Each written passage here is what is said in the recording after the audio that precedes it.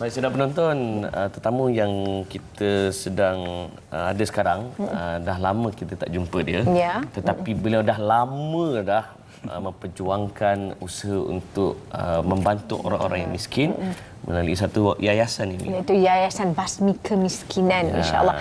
Dan yang beliau yang dimaksudkan itu tak lain dan tak bukan, kalau tadi saya lihat muka memang familiar dan benarlah orang yang dalam fikiran ini itu, iaitu yang bahagia Datuk Zainal Abidin Sakom, iaitu pengerusi Yayasan Basmi Kemiskinan YBK, insya-Allah. Assalamualaikum Datuk. Waalaikumsalam warahmatullahi wabarakatuh. Alhamdulillah. 25 tahun sihat? Masih 25 tahun sihat. Makin sihat? Makin sihat. Datuk maintain lah. Saya jealous lah. Okey, Datuk, bercakap pasal maintain ni, Datuk. Saya minta Datuk kongsikan dengan para penonton pengalaman Datuk dalam masa 25 tahun ini dalam usaha untuk membantu orang-orang yang miskin. Ya. Silakan Datuk. Terima kasih. Assalamualaikum warahmatullahi wabarakatuh. Kalau nak bercakap mengenai pengalaman mengenai kerja membasmi kemiskinan ni, tentulah ianya merupakan suatu tugasan yang bukan mudah. Pertama sekali kerana yayasan, apabila disebut yayasan je, maka dia kebergantungannya kepada kemampuan itu nombor satu. Sebab dia bukan profit oriented. Bukan. Pasal dia membasmi kemiskinan. Dalam bahasa yang kita senang nak faham, meraba kemiskinan, memadamkan kemiskinan. Jadi untuk maksud memadam kemiskinan, membasmi kemiskinan, sudah tentulah yang penting sekali yang nak membasmi itu sendiri kena ada duit. Ada duit, mampu dulu, baru dia boleh membuat kerja-kerja begitu. Jadi 25 tahun sudah berlangsung menjalankan gerakan kerja ini, dan saya rasa sangat bersyukur kerana rupa-rupanya program membasmi kemiskinan ini bukan sahaja suatu kerja yang mulia dari sudut Islamnya. Bahkan kita kata, membasmi kepakiran itu merupakan daruriyat, tugasan pemerintah kan. Jahlu, kan, satu lagi sakit. Jadi kita ambil satu ni saja, tapi termasuk yang dua itu sekali. Jadi oleh kerana itu rupanya kita banyak didokong dan disokong oleh badan-badan yang lain. Memang mereka berminat, tidak keseorangan, insya-Allah. Okey, jadi bila cerita tentang membasmi, saya macam tertarik meraba dulu kecil kan. Ada raba tak? Ada raba. Meraba.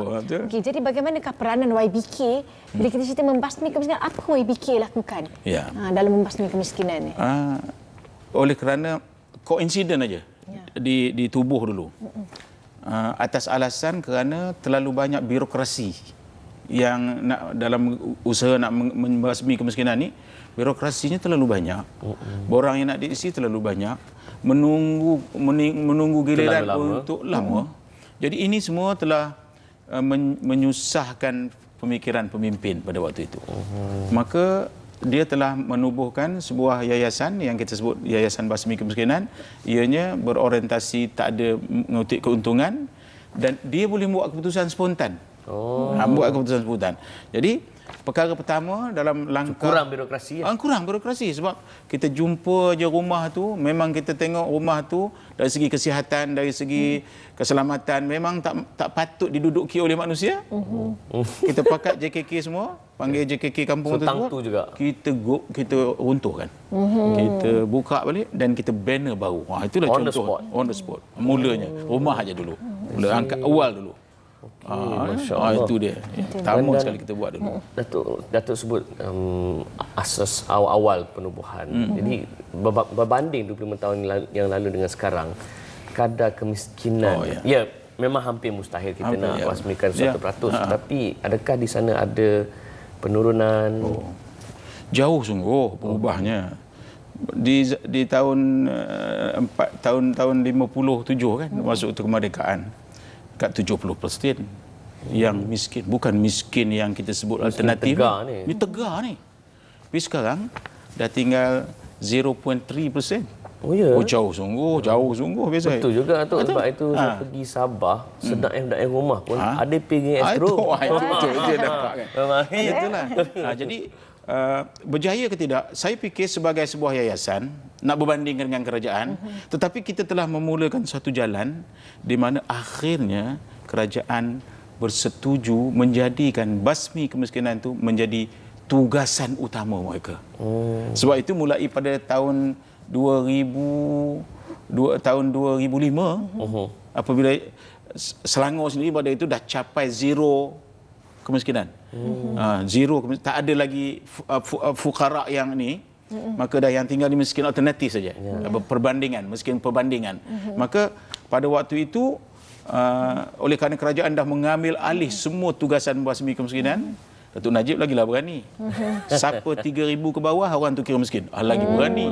Dulu masa itu RM270 itu dianggap miskin. Tapi sekarang ni saya ingatkan dia dah boleh cuci tangan, dah selesai, dah tak ada orang miskin lagi. Kita boleh umum, tak ada lagi orang miskin. Tapi dia berani meletakkan dirinya yang dikata miskin tu 3,000 ke bawah. Dah ada 4,500 lagi kan?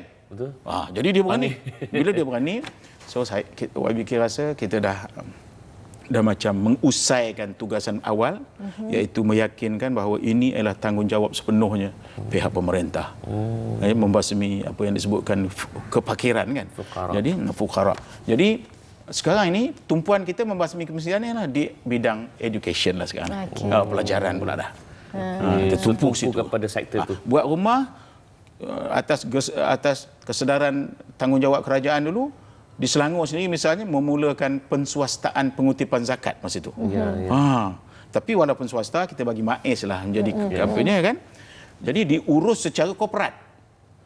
Betul keputusan yang kita buat yang orang marah pada waktu itu, kutipan zakat pada tahun pertama hanya 5 juta aja. Tapi sekarang 580 juta setahun. Kalau itu kalau 8 asnaf, cuba kita bagikan 580 kepada 8 asnaf, satu miskin, satu fakir, maka pemimpin masa itu kata, Datuk, Ustaz, kata dia orang panggil saya Ustaz, tak payah lagi lah membuat rumah kerana kita dah ada duit zakat.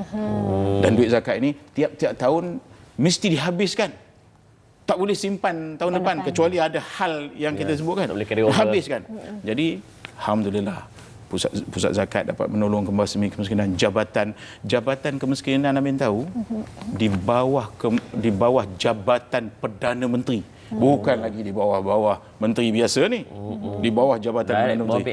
Jadi rasa saya berjayalah kita meyakinkan bahawa tugasan membasmi kemiskinan ni boleh dibuat dengan syarat dia hanya dibuat secara serius, konsisten, mengelakkan daripada birokrasi dan sebagainya itu. Dah 25 tahun dah kita buat kerja. Itulah bila cerita tentang 25 tahun dan hari ini kita nak bincang berkenaan dengan perayaan Jubilee 25 tahun YBK.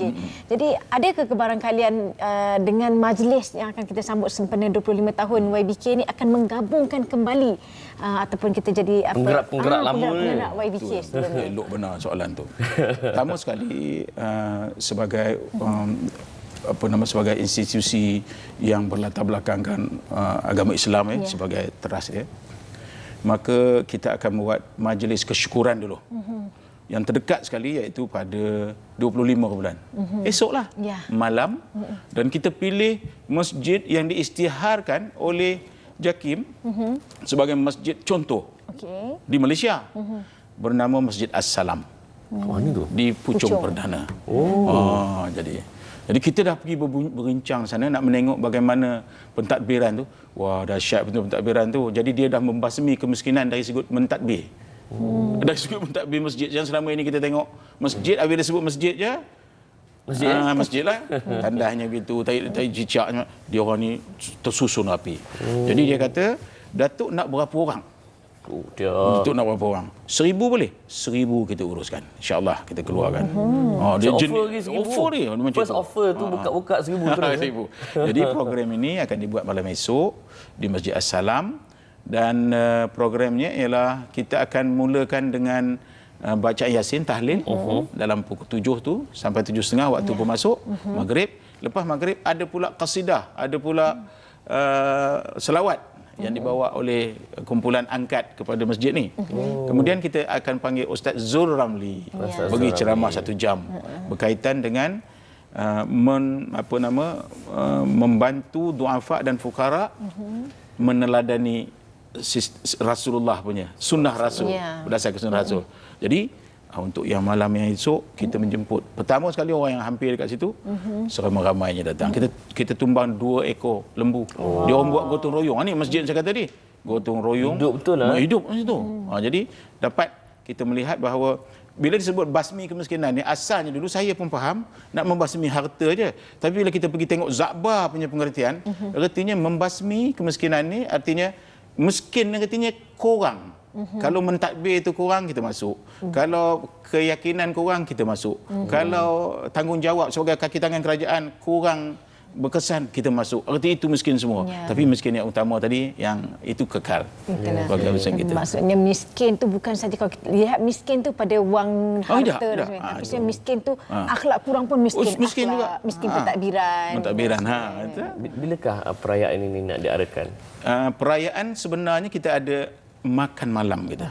Makan malam besar.